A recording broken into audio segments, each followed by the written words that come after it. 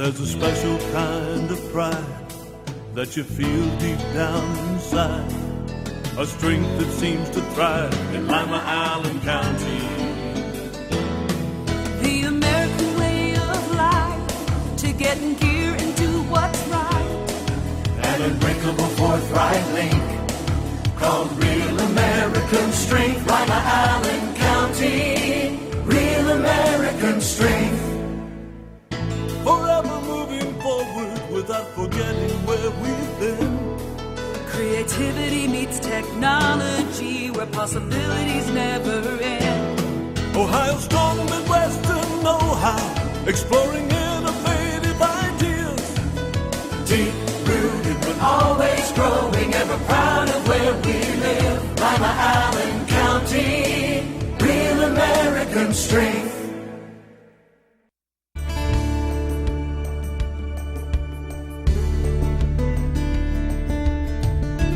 Keeping you up to date with what's happening in your community.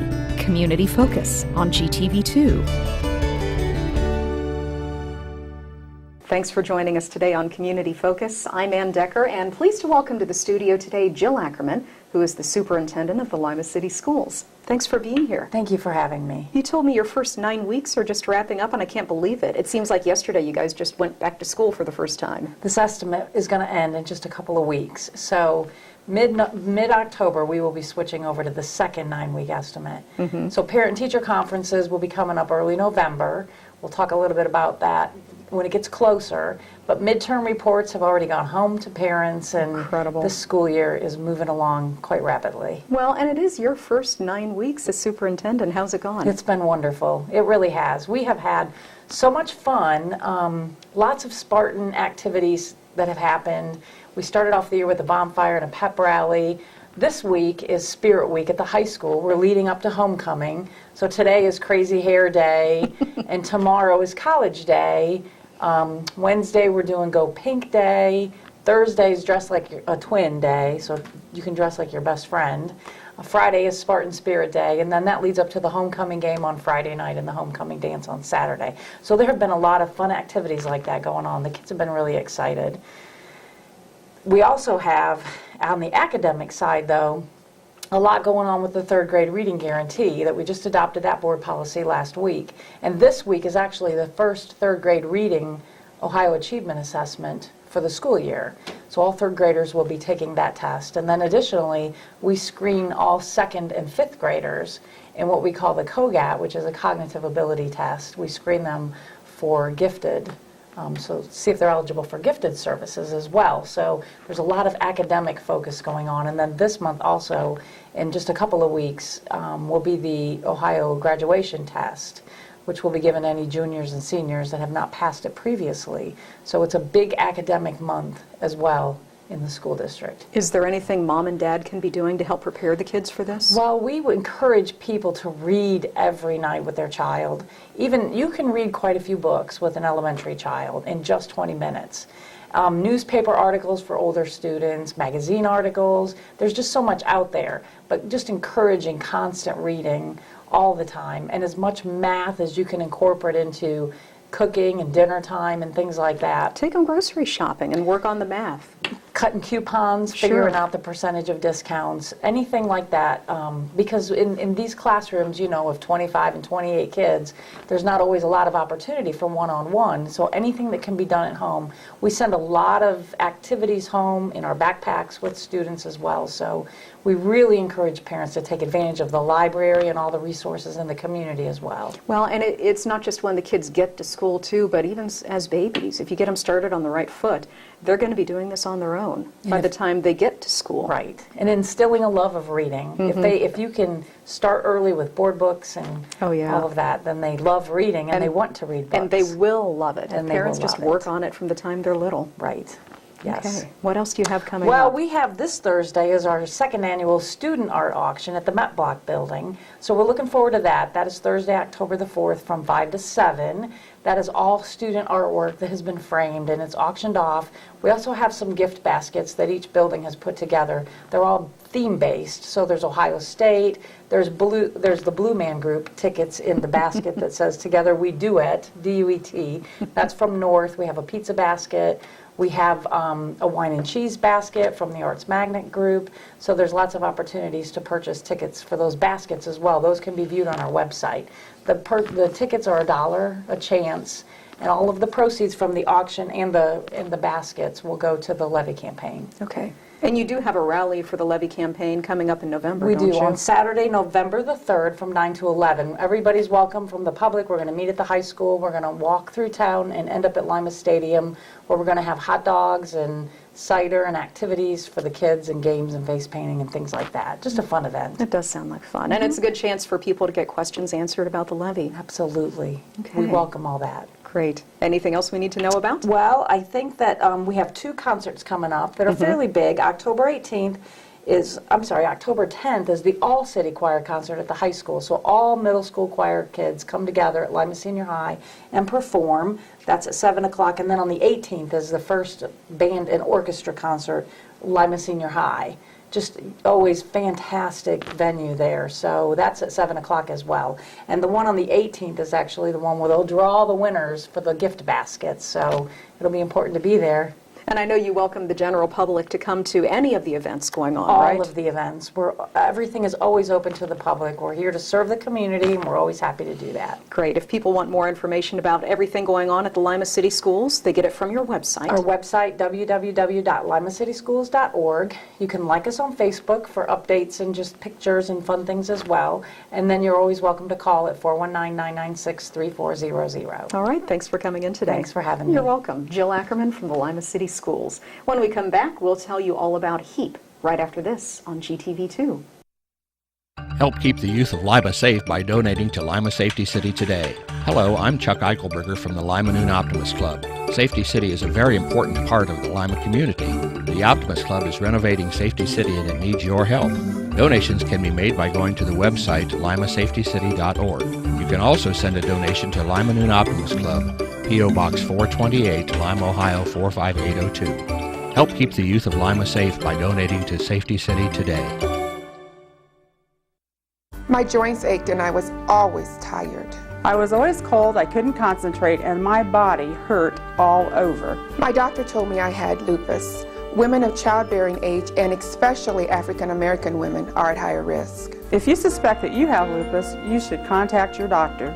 You're invited to attend the local lupus support group meetings on the second Thursday of each month at 1 o'clock at Lima Towers. For further information, go to connectedhands.org. Because you're black, because you have young children, because you have a disability. If you've been denied housing for any reason, the Lima Allen Council on Community Affairs can help. It's against the law to deny people the opportunity to live where they want and can afford. If you feel that you've been treated unfairly, give LACCA a call and we'll look into your complaint. LACCA's fair housing services are free, so call today and get the housing you deserve. 419-227-2586.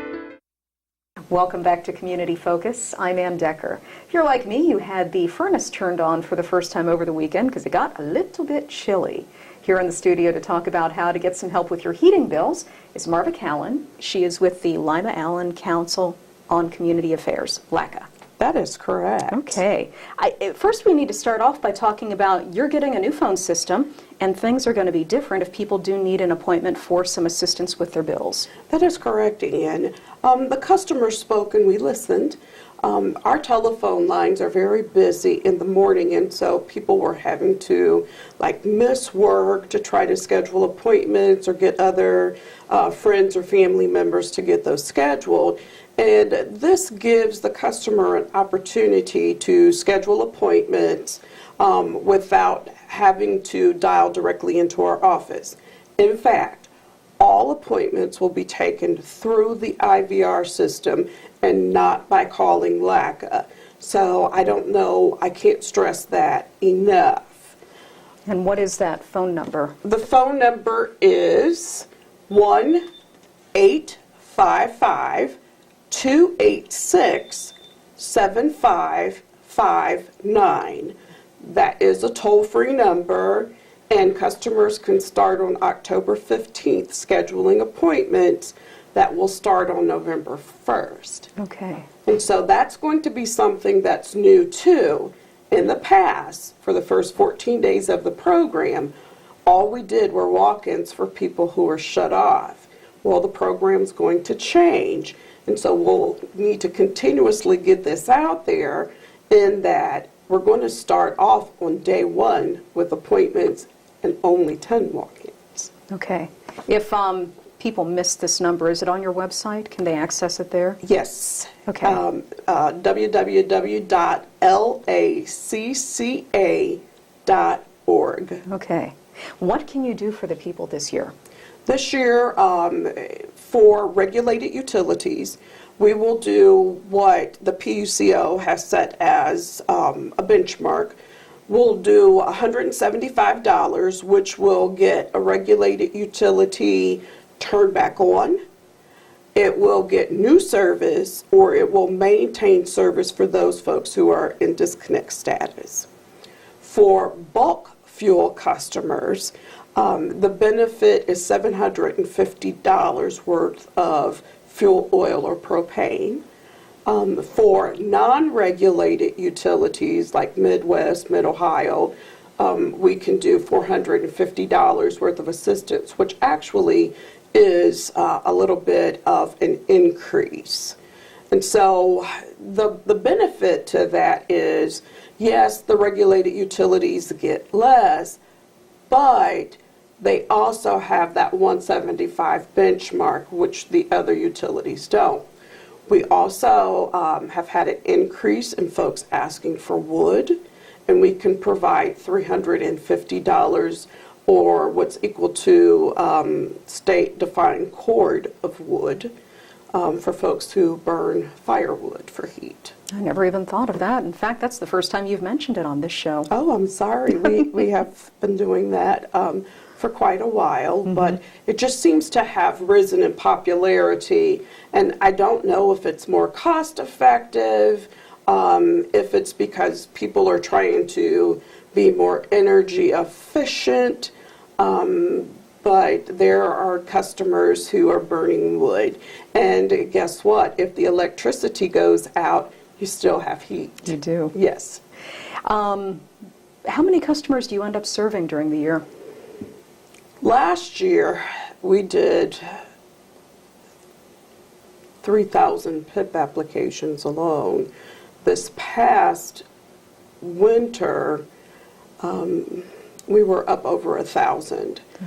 And for summer crisis, we gave away 520 air conditioners, and we provided assistance to a little over 1,000 customers. Those are huge numbers. They are. I think when we aggregate the data all together, it's something like with all household members, over 10,000 residents who live in Allen County. Well, that's not households, that's total residents. But that's still 10% of our population. When you think about it, that's really pathetic. And the customers that we serve the most are the ones who have had catastrophic things happen to them.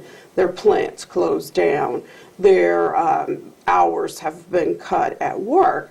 But what we'd like to see, there's a whole population of customers out there who think that they're not eligible for assistance, and they really are, and they can call us up or go to the website to see what the income guidelines are. Well, who is eligible?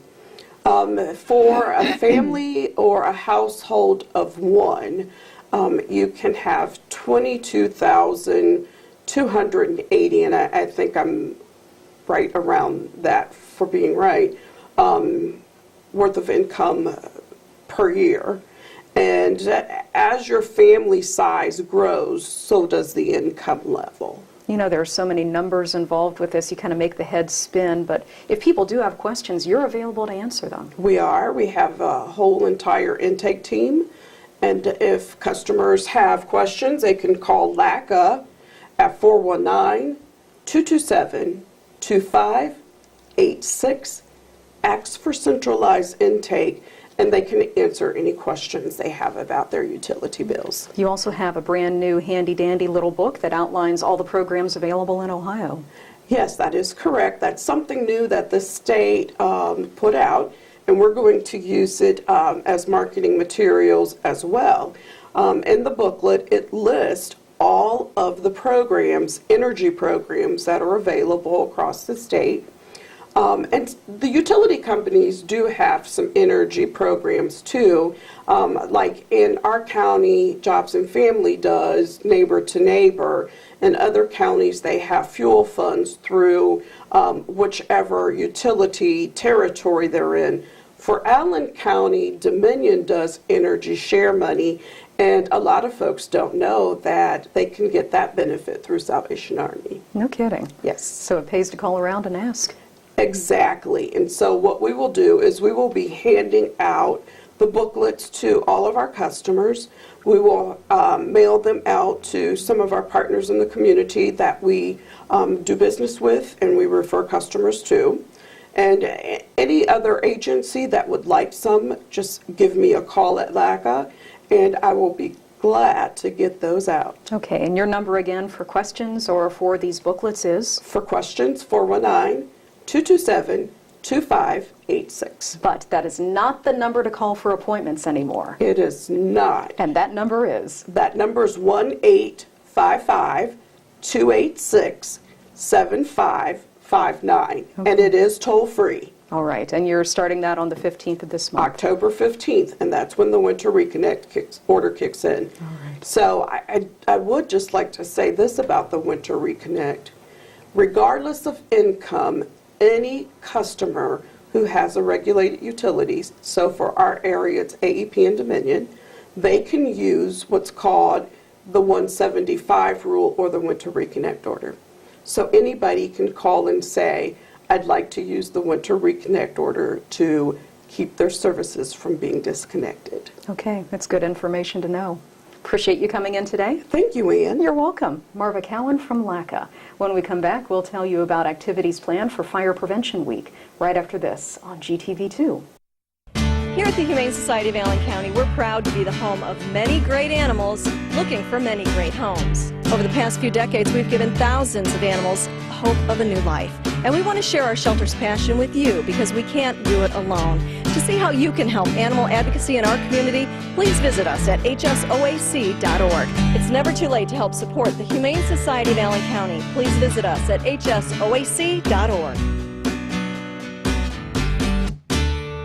Reduce, recycle, reuse. Allied Waste Services in the City of Lima encourage you to live green by recycling all that you can. Recycling promotes green living by reducing the amount of waste materials buried in landfills. This saves money, natural resources, and energy. Keep our environment healthy and start recycling today. Allied Waste Services is committed to a clean environment. Contact us today for your recycling needs. Visit our website, republicservicesohio.com, to learn more about recycling today. Lima City Council has recently amended the city's vicious dog ordinance to deal with potential problems concerning dangerous dogs in the public. The ordinance is comprehensive. However, here are some key elements that all dog owners and their neighbors should be aware of. Any dog that is considered a breed of pit bull is considered a vicious dog regardless of its temperament. A vicious dog is any dog that attacks, bites, or causes injury to a person or domestic animal with or without provocation. Not under control of the owner, and secure with a muzzle and a leash of 6 feet or less in length. All vicious dogs must be confined when outside in a pen with a secured top and bottom, or with the sides of the pen embedded at least 1 foot deep into the ground. If you're a dog owner and have concerns about any dogs in your neighborhood, visit limapolicedepartment.com to find out more about the city's vicious dog ordinance. The fine for non-compliance is $150 per citation, and ignorance of the law is not a defense. If there's an emergency situation, call local law enforcement for immediate assistance. We're back on Community Focus. I'm Ann Decker. If you live in the city of Lima and you want to have a bonfire, you may need a permit if the Lima Fire Department's request goes through. Here in the studio to talk about that and other activities coming up is Warren Pughsley, Lima's fire inspector. Thanks for being here. Thank you, Ann. What is the bonfire permit about? Well, across the country they were having a lot of different injuries, a lot of unknown bonfires where the fire department wasn't even informed, and then you'd have an issue and the fire department's like, wait a minute, we didn't know anything about it. And we started noticing that some communities had permits. So we said, wow, why don't we just, look into this a little more? And then after we looked into it, it just made sense to get a permit. It's not a cost. It's just a free taking permit. The time. Yes, just taking the time to inform us that a bonfire is going on. We can go out and inspect the site to make sure that it meets the qualifications. Because some people are doing things not knowing that there are limitations. So the thing we've noticed more recently, though, is people think any kind of fire is a bonfire. And so the fires that we're having before, recreational fire with the little fire pit in the backyard, that's not included in the bonfire permit. You can still do that. But what we're talking about is a 5 by 5 by 5 fire. So we're talking about a big fire. Yeah, that's pretty significant. Right. And, there's certain distances that it has to be away from other combustible items, certain distances from other property. So just to be able to explain that to people. We had one situation where we had a group of people that was going to do a bonfire. They thought was a bonfire. And when we got there, it was like, oh, no, not in this small space. It was a fenced-in area, and it was too small of a space. And then when they showed us what they were doing, it's like, no, you can do that. That's not a bonfire. So, I think more of it's just to inform people of what a bonfire actually is, what they can do, how we can help. The schools usually do them for like a motivational type thing, So LCC and Lima Senior have both done it, and we, supply them with some firefighters to make sure that if they have an emergency, the firefighters can't necessarily be there the entire time, but they'll be there at the beginning, check it out, make sure everything's safe, come back at the end. If you need help extinguishing it, we can extinguish it pretty quickly. So it's really to help the community and not to harm anybody or keep anybody from doing something that they want to do. You've proposed this to City Council. Where does it stand at this point? At this point, it is approved. Okay, so it is approved, it's in effect? Yes. Okay. So how do they get one of these permits? They can just call the fire department or stop up at the fire department, main station, central station only, not the outstations. And at that point, when we sign and return it, when we go to return it, that's when we'll do the site assessment. Okay, great. Well, appreciate talking about that. But we've also got Fire Prevention Week activities coming up. It is that time of year. It is, every October. Mm-hmm. And when is Fire Prevention Week? Next week. It actually starts on Sunday the 7th. Okay. But it runs for an entire week. We never do anything on Sunday the 7th. I don't know why it starts on Sunday, but from that Monday, and that's Columbus Day, so we had to check with the schools to make sure they were in school. Sure. And they are in school. So we'll hit every third grade class as far as doing an actual class, but every kindergarten, or really preschool around here, but preschool to fourth grade will get some literature, and then there are other entities that will hit outside of schools. There are other businesses that have things set up, and so it's a pretty busy week. Well, what do you tell the kids? Can they really know what's going on when they're that young? Definitely, third grade. We do kindergarten and first grade at Safety City, and what you see is some kids do pick it up really early, and some kids need repetition. So some of the kids that you saw in kindergarten or first grade, when now they're in third grade, do they remember? It's been 2 or 3 years, have they remembered? And many times they do, sometimes they don't, so they needed that follow-up, really. That's what we noticed. But we tell kids how to exit, number one, how to sleep with the door closed. Make sure that they're not afraid to sleep with the door closed, and explain to them the dangers of having the door open and having a fire in the middle of the night when they're asleep. So once we explain that, then we explain how to exit the building and how to stay from, around, any dangers. We call it the 3 outs, basically. So it's check it out, get out, stay out. So you check it out by feeling the door. You get out, usually by exiting the window. And if it's a second-story window, of course you got kids saying, well, my room's upstairs. Right? That doesn't absolve you from having to get out of the building. You still have to get out. Right. So teaching them how to effectively get out of the building is hang down and not dive out. We've seen people dive out. It's never good. So if you hang down and drop feet first, one of the worst things can happen is you could break your leg. We've all seen someone with a broken leg and they have a cast on and do some therapy, and 12 weeks later they're back to normal. Yeah, you heal from that. Right. So that's kind of what we explain to them. if they're in some kind of situation where they're on the third floor and above, then they don't, we make sure that we tell them don't exit the building, but, hang out a pillowcase or a towel or something out of the window and just swing it so firefighters know you're there and they can put a ladder up. But that's the main thing, is exiting the building. And then the stay out portion is what people don't understand, is there are a lot of people who have gotten hurt, even in our community, because they didn't have a meeting place. Like, they exited the building, they didn't see anyone else, and then they went back in. And even times when they went back in looking for someone who had also exited the building, but was on the back side of the house, or maybe had run over to the neighbors, or, just not having an effective meeting place. If you meet there and everyone knows, okay, who's there, who's not there. The other thing that impacts is how we as firefighters attack the fire. If there's no one in the house, when we pull up, someone's out there, they say nobody's in, everybody's out, we're going right in, we can spray water right away, it doesn't matter. But if someone's in there and we're spraying water, that creates a lot of steam, and steam burns. People don't realize steam really does burn. When you're cooking and you feel it over the pot, and you're like, whoa, that was hot. Well, if you imagine sitting in that environment, you don't get to just pull your hand back. You're actually in it. Mm-hmm. Steam burns people just like fire does. So we try to make sure we know if we're doing a rescue or if we're going in to extinguish the fire. And the only way to know that is if people have come to a meeting place and said, hey, this is the accountability report. We've got this person in there, or everyone's out, or whatever that might be. It affects how we do things. That's good advice, not just for the kids, but for mom and dad too. Definitely. A lot of parents sleep with the door open, thinking safety, not understanding that's really unsafe. They came out with a device that I didn't know it was a fire safety device until maybe 4 or 5 years after I had one. But the baby monitor. Sure. It's just, I want to hear what's going on in my infant's room or whatever, and that's the perfect fire safety device because you can keep the doors closed and you can still hear what's going on. So. Okay. This is the time of year we're turning on the furnace for the first time, we're lighting up the fireplaces for the first time, yes. Getting out the space heaters. Do you have any advice for us on how to stay safe and prevent fires?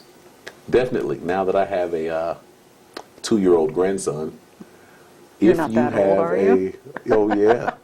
If you have a space heater, number one, it needs to be 3 feet away from anything that'll burn. So that's number one. But number two, if you have small kids, when the space heater's not in use, unplug it, because they'll turn it on not knowing what they're doing. The other thing about space heaters, you should make sure it's tip over protected, and that's what that means is if you tip it over, it'll shut off. So that way, we've seen a lot of space heaters where you tip them over onto the carpet and immediately you start smelling the carpet burning, and that lets us know this space heater can't be used in the locations where we're inspecting, like medical centers or offices or things like that. But at homes, we don't have that jurisdiction to be able to tell you, what you can and cannot have. We can say what you shouldn't have. So you shouldn't have a heater that doesn't turn off when you tip it over. Some of the other things, as far as furnaces, especially furnaces, it doesn't cost a lot of money to get your furnace checked before you use it. So a lot of times we wait until that first cold day, and I was like, ooh, turn on the furnace. You should get it checked first because you don't know what has happened since the last time you used it, what has accumulated in there. So just get it checked. It's a whole lot safer, and fireplace is the same. But it's the same thing with the fireplace. Any type of heat source, really. Keep anything combustible 3 feet away from the fireplace. So when you have small kids like 2-year-olds, they just like to leave whatever, wherever. So it's been a real effort to make sure, it's like walk around, make sure he's got everything away, make sure things are unplugged. It's different. No, it's good safety advice, and if people want any more information or tips or just would like to have somebody come out and give them advice around their home, you guys are available, right? Yes, indeed. And we also have a senior survey team that has been going around the community. They have covered a lot of ground in the community on all sides of town. John and Deb, they'll do it's a free inspection, it's a courtesy inspection, and what they'll do is go in. Usually what they look at is the outlets, make sure you don't have burned outlets. They check your smoke alarms, make sure you have smoke alarms. They'll ask you if you have a fire extinguisher. And then if there's anything that they see that is really, disturbing as far as fire safety, then they'll come and contact us, and then we'll make contact with the homeowner or the tenant, whoever it is, and let them know, you really should change that. Okay. How do people get in touch with you then? They can call us at 419-221-5151. All righty. Appreciate you coming in today. Thank you for having us. You're welcome. Warren Pughsley from the Lima Fire Department. When we come back, we'll tell you about the upcoming Lima Lantern Tours right after this on GTV2. Crime Stoppers is still active in the Allen, Putnam, and Van Wert counties. Our goal is to assist area law enforcement officers to identify and locate individuals who have committed crimes. If you have any information about anyone who is responsible for committing crimes, please call Crime Stoppers at area code 419-229-STOP. Crime Stoppers, Crime Stoppers, make the call and pays Crime Stoppers. Come and discover Art Space Lima right here in downtown Lima. We're a world-class art gallery featuring works by local, regional, and national artists throughout the year. Beautiful works of art of all kinds, traditional and contemporary paintings, photographs, ceramics, and sculpture. Come and shop the beautiful and unique items for sale in the gift shop. We offer workshops taught by award-winning instructors so you and your kids can explore your creative side. Come and see what you've been missing. Discover Art Space Lima today. I didn't want to be touched. He said it would feel good, but it didn't. So he gave me a new doll and some candy. He told me not to tell anybody and that it's our special secret. How do I make him stop? Say no. Run away. Scream. It's okay to tell an adult you trust if someone is hurting you or making you uncomfortable. Feel safe. Feel strong. Feel free. Welcome back to Community Focus. I'm Ann Decker. If you're looking for a spooky good time in October, the Lima Lantern Tours are coming up again, and Woodlawn Cemetery Tours. And here in the studio to talk about them from downtown Lima are Aubree Kay and Kara Stumbaugh. Thanks for being here. Thank you. Absolutely. What do you have lined up for us this year? This is our 5th anniversary of the Lima Lantern Tours. They will be October 5th and 6th and 19th and 20th. And we are very happy that we have sold out every year, so we have tickets available. A few tickets available for tours. Our 6:30 p.m. tour is a walking tour of the downtown, and then the 7:30 p.m. tour is a horse-drawn wagon tour. So you get 2 extra building tours with that horse-drawn wagon tour this year. It sounds like fun. Yes. Can you give us some of the highlights of the tour? Well, for our 5th year, for our return guests that come every year, the tour is different this year. There's a whole new tour route. We will be beginning at Vivace in Town Square, at 59 Town Square. Usually we start at Memorial Hall, but this year we kind of changed things up, and the tour got a little long with some of the extra buildings that have been new and added, so we decided to change it up a little bit for our 5th year. And what are some of the spooky places we're going to be visiting? We will be into the Town Square Square building this year, as well as one of the first bowling alleys in Lima. We have a visit to the Met Block building. And I think some gentlemen there will be having a nice little event for us there. And then the horse-drawn tours will actually be visiting the YWCA mansion and the Literacy Council. So it's a huge part of history when you walk in those doors, and it's going to be a flashback of both of those. We have some fun stories of different personal accounts that have happened at a few of the buildings too, to make it fun and keep with the spirit of the season. You have some great tour guides this year too. Yes, Bob Cook is our lead tour guide that returns every year and helps organize this. We also have Bart Mills, who's always fun and entertaining, as well as Grant Sullivan and Aaron Hardesty this year, as well as possibly we're trying to pull our arm a little bit to get Amy Odom back in as a tour guide too. Oh, she'll be great. So we have a lot of fun every year with these tours, and they are just, we're amazed every year at the number of people that show up. Well, what a great idea. Everybody wants to go out and have a little bit of history and some fun too. Yes. That's exactly right. It's a little bit of both history and the haunted things. It's just, it's fun for everyone. There's a little bit of something for everyone. The history buffs, and then also the people that like to get into the spirit of the season. Is it for grown-ups, for kids, for both? We say basically the tours are kind of PG-13. We ask that maybe teenagers and older come. Some of the history is just not, maybe it's very dark at times, so for children I don't think we'd expose most of them to some of that, depending on the parents, I guess. But we do say PG-13 and above. But most of it's not a terror or horror attraction, but it is history as well as paranormal. So if you believe in paranormal, you'll get your dose of that, of experiences in the buildings and some of the things that have happened down there. But that's your choice to believe or not. So. How much are tickets? Walking tour tickets are $10 a piece, and then wagon tours are $20 a piece on the first weekend. That'll be the 6th. On the second weekend, we have author James Willis of Weird Ohio coming, and his tours that are the horse-drawn tours at 7:30 p.m. are $25 a piece. And he's worth the extra money? Oh, yes. He comes with all of his ghost hunting equipment and tells you how that some of the shows fake the evidence and the things on the instruments, and he's very practical and scientific about the whole paranormal, and does a great job with it. Sounds cool. He allows the groups to really engage with the equipment and things like that too. He's very willing to allow people to use his equipment and have fun with it in the different buildings. So he really makes it an experience. Great. How do people get tickets? You want to go to www.limalanterntours.com. And then we also have Woodlawn Cemetery tours this year that are purely history and history alone. And you'll hear about some of Lima's most prominent citizens while viewing their final resting places in what's called the Valley of the Kings at Woodlawn Cemetery. And Mr. Joe Dunkel will be the tour guide for that tour, as well as Bob Cook will be along too. So you hear quite a few stories, and it's very interactive where people are going through and they see kind of a mausoleum or they see a couple stones, and usually people will sit and kind of, oh, that's so-and-so, or oh, that's where this road name or street name came from. But it is all history, and it's through the cemetery, and it's at 2 o'clock in the afternoon on Saturday, October 6th and Saturday, October 20th. And is that walking?